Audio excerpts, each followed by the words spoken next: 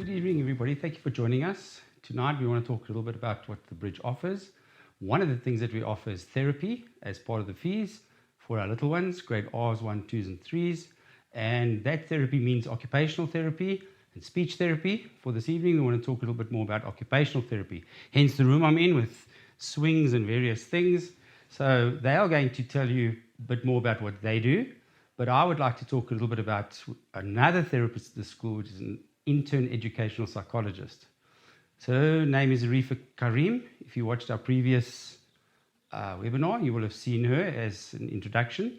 But what she does at our school is she does primary care work. So she works on issues that may come up on a day-to-day basis. So she will help us, and she's a tremendous help to us in terms of how she does things at school.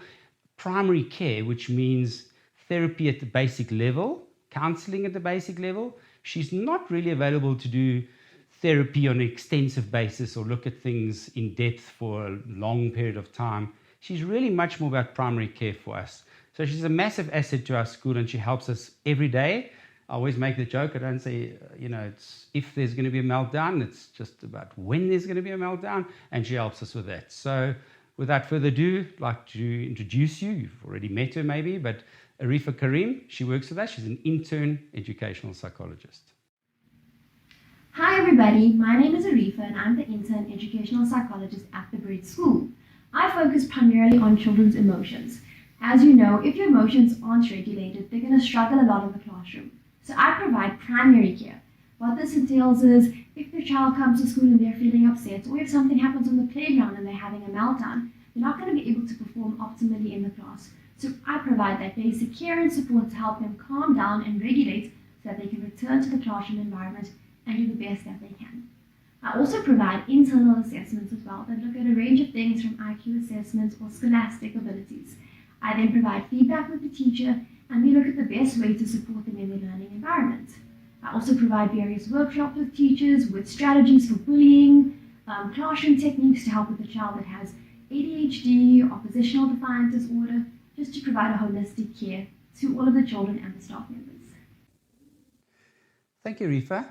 Now, tonight's all about the occupational therapists, and we're lucky enough to have 2 working at our school at the moment, and they help us with all the little people at school from grade R to grade 3, and if necessary, even higher. We all know that efficacy really drops off as the child gets a lot older, so we like to work with grade R's to 3s, and that's really just international best practice. That's what we work from, and that'll be a child from, say, 6 or 7 years of age, all the way to 9 years of age. If a child is 10 or 11 and still requires therapy, we might do a group, we might do individual, we might do a home program, but one of the above. But mostly, it's for the little guys. So, we're going to talk in 2 parts. So, what is an occupational therapist? I must say, when I was a lot younger and I needed to find out what an occupational therapist is, I said to myself, occupation, it must be something to do with a job. And it is, and occupational therapists will tell you that they work with people in a job environment, people that need to learn to walk again or to use their arms. But in our environment, it's much more about pediatric matters. So our 2 people who work full-time at our school, the first one, she's going to tell us a bit more what she works on. So we've got 2 people. So the first one is Kalisha Naidu. She's going to tell us a little bit about occupational therapy. And then we have Emily Romanheimer. Both of them work on different aspects, and they have different caseloads, children that need certain therapies and help. And they're going to tell us much more about what they do. Good evening. My name is Kalisha, and I'm one of the occupational therapists here at the Bridge. And this is my colleague, Emily.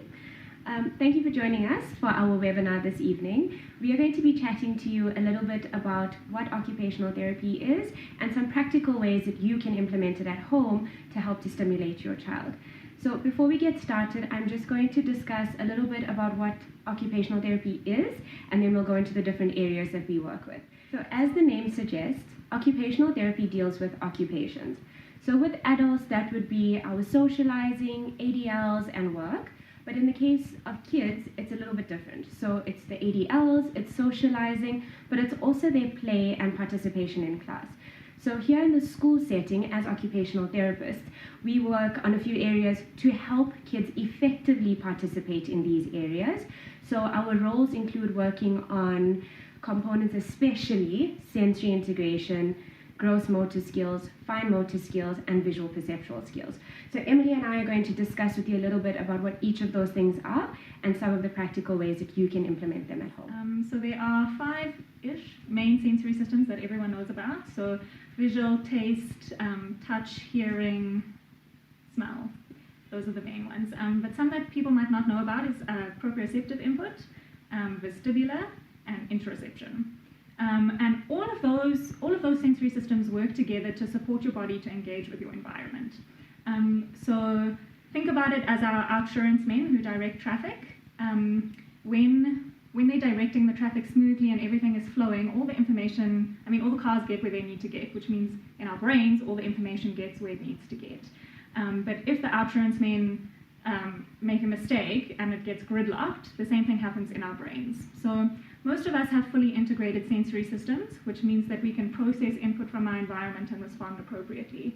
But a lot of our children at the school don't have integrated sensory systems. Okay, so there are 3 different ways that we see our bodies responding to sensory input where we don't have an integrated sensory system. So the first way is that you over-respond. So we often see that with a child. If someone closes a door, they react as though a bomb has exploded because that sound is just too much for them. Another way that they could respond is being under-responsive. Those are often our kids who are very lethargic, very sleepy, just can't get their bodies going. So no matter how often they move or play, they just don't seem to wake their bodies up, and that's an under-responsive system. So they're not, the cars in the intersection, they're not getting through. And then the last way that kids could respond, or adults could respond, is by sensory seeking. So those are kids who, unfortunately, are often labeled naughty. They're the busy ones in the classroom. They're constantly moving around in their chairs. They can't sit still. They have to stand up all the time. They often like smacking their pens or like chewing on things because they're seeking that input to regulate their system so that they can emotionally respond correctly to their environment as well as process what they're trying to learn in class and have like appropriate output skills.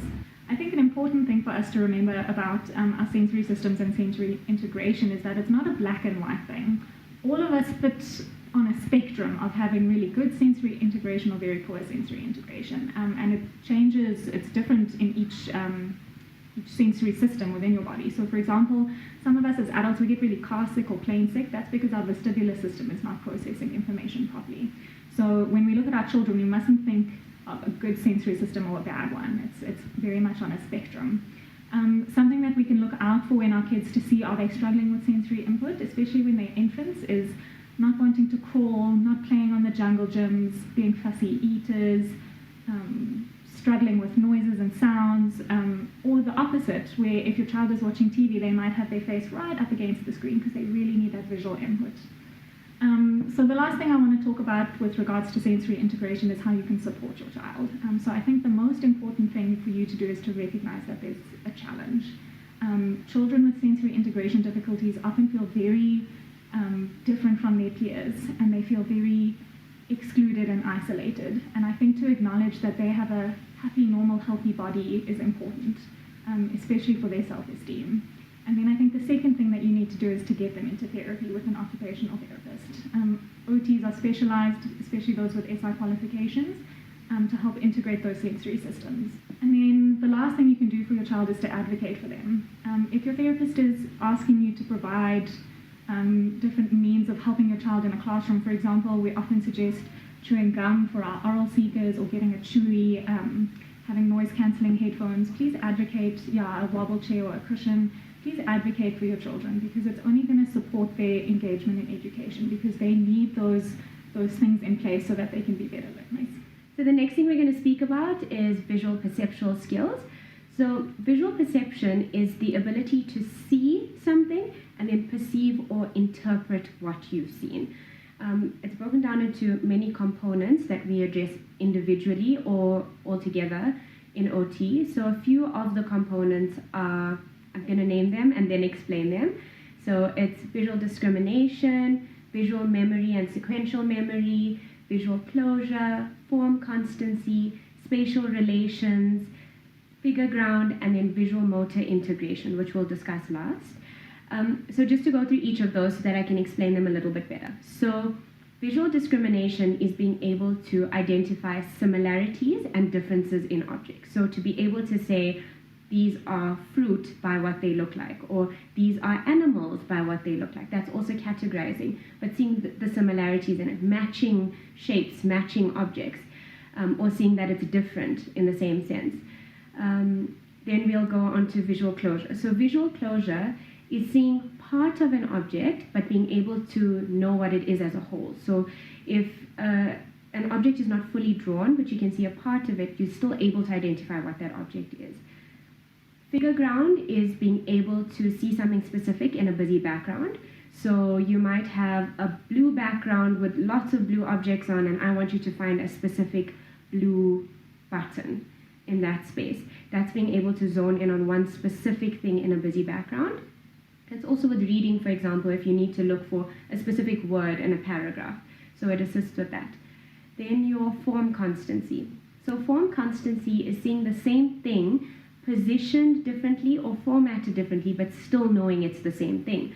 So if you see a triangle and it's upright, and then you see a triangle that's on its side or bigger or smaller or in bold or hidden in something, but you still know that it's a triangle.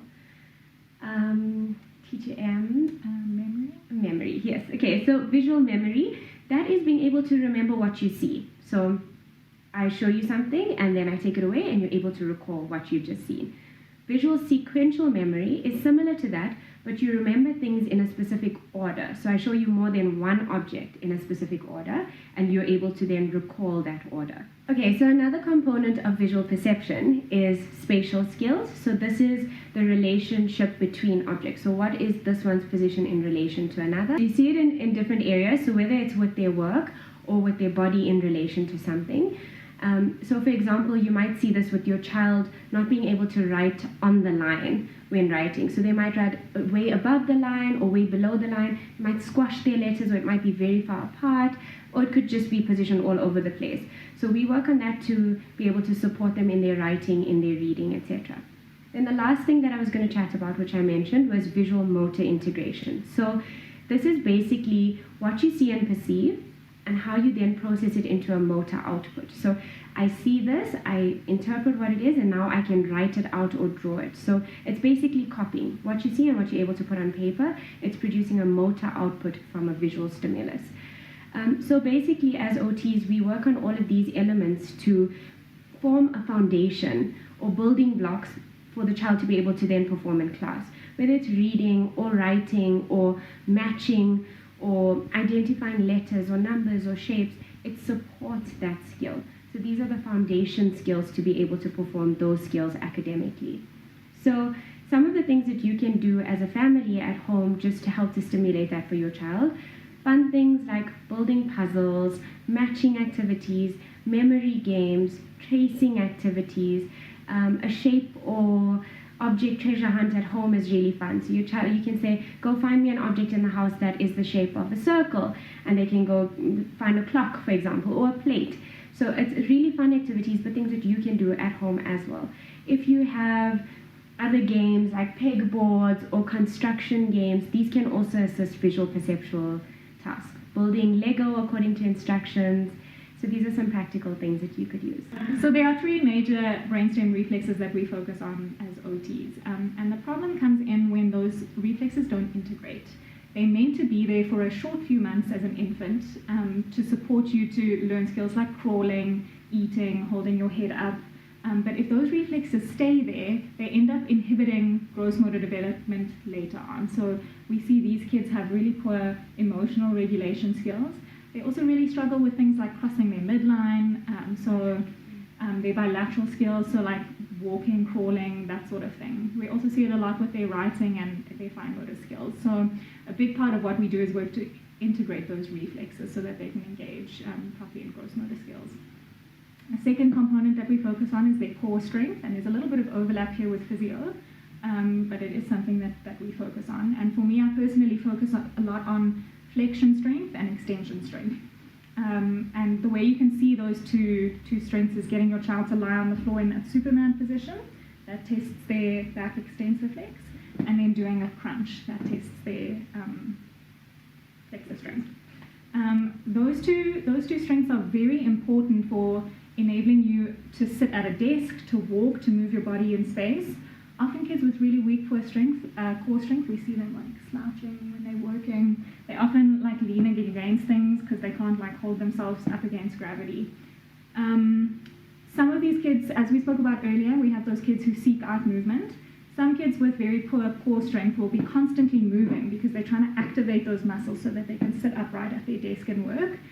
On the other end of that spectrum, we have those kids who will like lie on their hand while they're working or fall off their chair because their core strength is so poor. The last aspect of gross motor skills that I want to speak about is our bilateral integration. And it's just good to note that a primary skill needed for bilateral integration is midline crossing. I know this word gets thrown out a lot. It's very simple. It just means that you are able to cross your midline. So this is your midline. It's being able to cross it. But the key thing to note is that it's crossing it automatically. If I ask a child with poor midline crossing to touch my hand here, they'll be able to do it. But if they don't have actual midline crossing, you'll see when they work at their desk, they'll work only in this side of the space. They can't work this side of their body. And that's a very important skill to have for bilateral integration. So there are three components of bilateral integration. The first one is symmetrical bilateral integration. So that's something like clapping hands. We see that with toddlers. We teach them to clap their hands.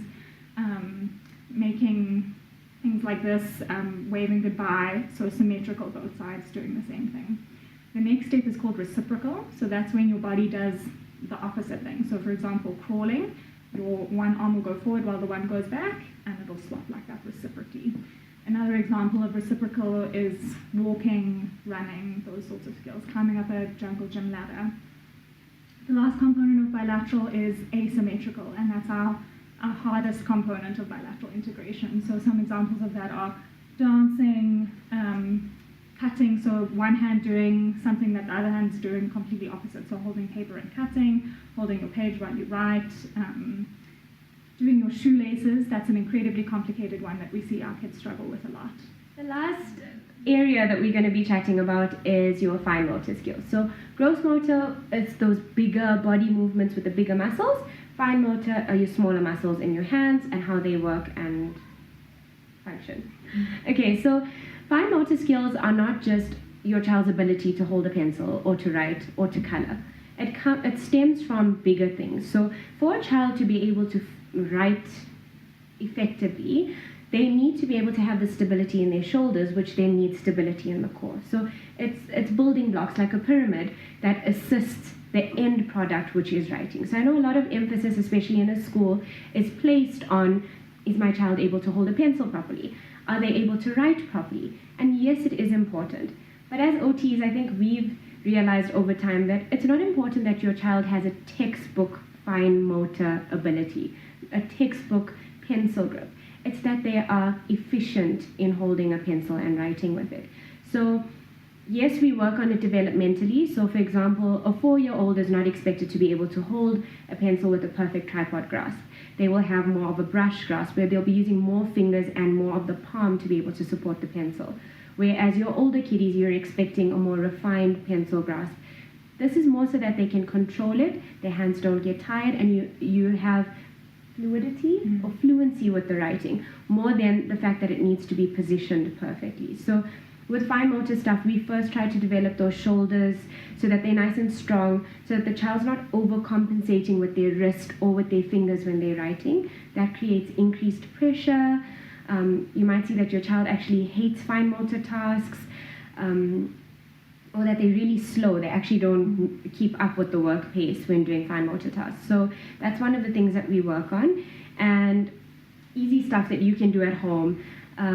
Drawing in the sand, using pegs, clothing pegs, asking your child to help you put clothes on the line, baking activities to strengthen those shoulders and the hands, playing with Play-Doh, molding things out of Play-Doh, building Lego, elastic games. These are all things that you could practically do at home that will still be stimulating good fine motor skills. I think a lot of the time as well, we focus too much on just the one skill of being able to hold a pencil, and we forget it's different things. For example, if you're holding lots of things in your hand, are you able to then bring one thing out to the front?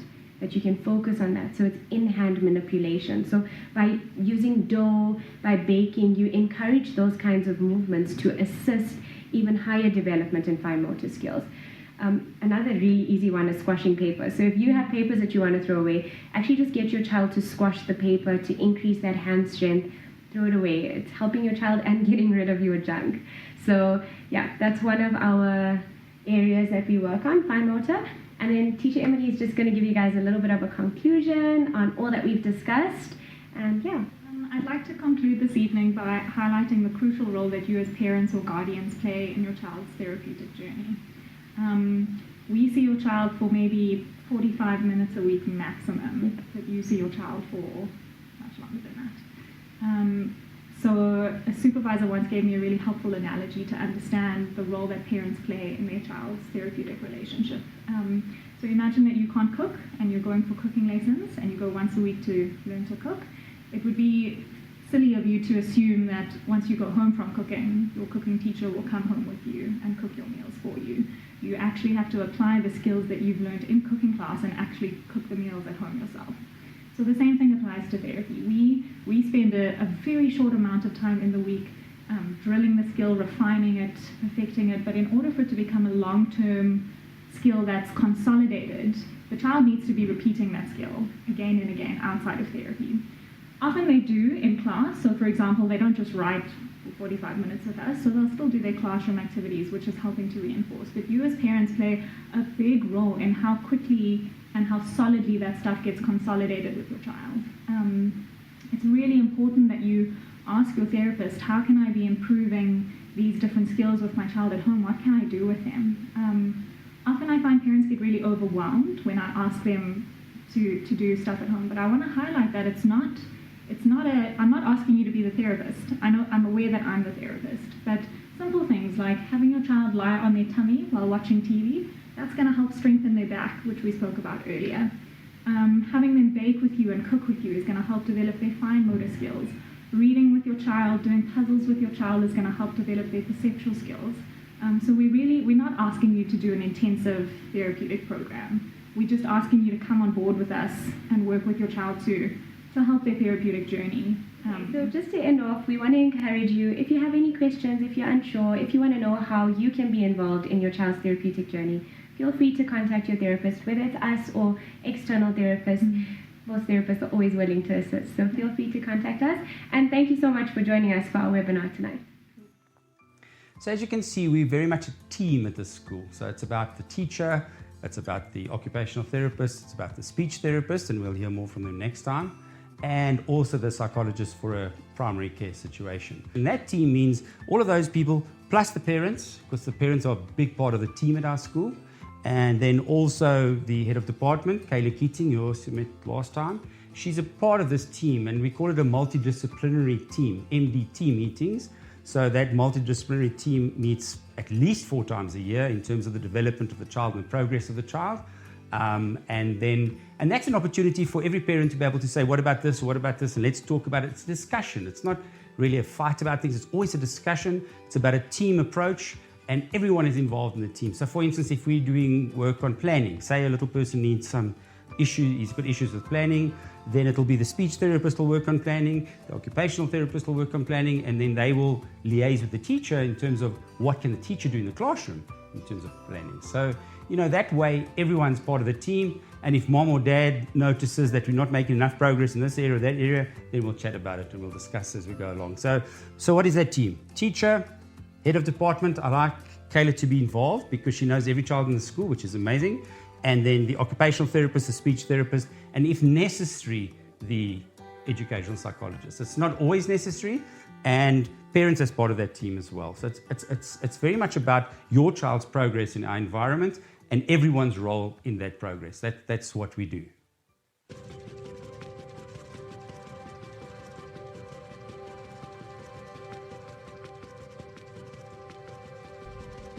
Hi, welcome to the Bridge School, where we are committed to excellence in education. So the Bridge School for Assisted Learning is a school for bright children, children who may have barriers to learning, such as anxiety, concentration problems, maybe dyslexia, motor problems, perceptual problems, all those kinds of barriers. So we at the Bridge School want to assist your child to overcome those barriers. So we have specialised staff on board, we have therapists, we have occupational therapists, speech therapists, physiotherapists, all the therapists you may require. I came to the Bridge because sometimes I struggled a little bit with school, and it's helped so much coming to the Bridge. It's worked so much more. Here at the Bridge, we offer specialised classroom environments to suit your child's needs. We have smaller classrooms than you would in a mainstream school. In my old school, there were too much of classmates because there are 30 classmates because I keep on getting distracted. We look at specific learner profiles for your child. We then decide if your child would need certain therapies. So we would look at language, which would include speech therapy, OT or physiotherapy. At the Bridge, our teachers all have qualifications related to whether it be inclusive education or remedial education, and it is also a requirement that they keep up to date with those qualifications. Should your child need any extra assistance in the classroom or in the field of academics, we offer academic support classes in the afternoons. When a child is identified with extra learning barriers, they then come into the IP classroom environment. IP stands for Individualized Educational Program. A multidisciplinary team gets together that would include the therapist, the teacher, as well as the parents, and we work on developing a program for the child. So, for example, if a child really battles to write, in the program we will then put things together or in place for them where they will use a laptop, for example, and rather type instead of write. So IP is designed to the child's specific needs. I like the Bridge because I can do fun activities. I like the Century Garden because they're beautiful flowers and there's a lot of stuff to do there. Along with the academic support, the senior primary children also have the opportunity to get involved with other activities at our MIC building, which is the Multiple Intelligence Center. Here, they will upskill themselves in robotics and coding, as well as our science club, and at times we will also improve on our culinary skills. At the Bridge, we offer many cultural activities for our children. Some of these include the Eisteddfod, dancing, drama and arts. We also have music, chess and yoga. The best thing about the Bridge is I like to play soccer here. I like sports because it's exercising and it makes you more stronger. We feel that it is important to have a well-rounded child here at the Bridge. Therefore, we encourage each learner to take part in at least one extracurricular activity per term. These sports include soccer, swimming, tennis, netball, athletics and cross-country. I like how you don't feel pressured anymore and you can just let all your feelings go. Often students will thrive at the Bridge because they are seen as individuals. We will know who they are, why they may feel down or despondent or irritated on a day. It's okay if you feel upset, because at my last school I didn't feel like I need to let it out as much, and now I'm just all chilled about it and it's all okay. It is one of the goals at the Bridge to assist our children to return to mainstream education if possible. So we follow mainstream CAPS curriculum as far as we can, and we would like to assist your child to be able to rejoin the mainstream classroom in time to come. What I like about the teachers because they're friendly and they help me in school. They're so caring and they care for you and they're kind and they tell you how awesome you are, and it feels really nice. At the Bridge, our approach is to allow our children to think differently if necessary. Some of them have strength in certain areas, some of them have weaknesses in other areas. We would like to take away the stigma of the idea that there is a deficiency. It's rather a difference, not a deficiency. So we have strengths, we have weaknesses, and the whole approach, the neurodiverse approach at the school is such that we would like to bring out both the strengths and help children with weaknesses. I hope you've had a worthwhile tour of the Bridge. I would like you to see the Bridge as we see it every day. If you feel that your child may be a candidate for our school, please come and see us. Come and have a cup of coffee. I'd like to take you on a tour of the school just to show you what we do. For me, it's always about coming to see a school during the day so that you can see what we do at school every day. Hopefully, we'll see you soon. When I wake up in the morning, I feel happy because I get to play and do maths and do art and play with my friends and get smarter.